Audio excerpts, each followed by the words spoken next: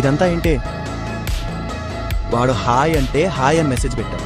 ఏం చేస్తున్నావో డీటెయిల్డ్ గా చెప్తున్నావు. నువ్వు వాడికి ఒక స్పెషల్ కన్సర్న్ క్రియేట్ చేస్తున్నావు. మరి అలాంటో డిస్టర్బ్ చేయకపోతే ఇంకవర్ చేస్తారే. అయినా వాడి ఇంటెన్షన్స్ నీకు ముందే తెలుసా తెలీదా?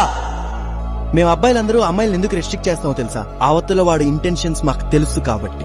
ఫ్రీడమ్ అని కొట్టేసుకుంటారే. మేం ఫ్రీడమ్ ఇస్తే మీరు వేరే వాళ్ళకి ఫ్రీడమ్ ఇవ్వడంకా? 3 నెలల నుంచి ఒక డిస్టర్బ్ చేస్తుంటే నాకు చెప్పడం తెలీదా?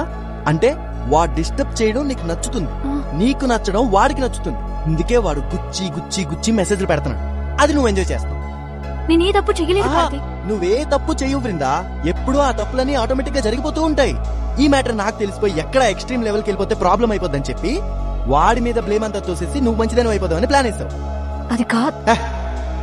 ఇప్పుడేంటి కార్తీక్, మన రిలేషన్ ని బ్రేక్ చేస్తున్నావా? నిన్ను వదిలేస్తానో అని అనట్లేదు, కానీ ఎక్కడ వదిలేస్తానో అనే భయం నీలో ఉండాలి అంటున్నా. అది కాదు.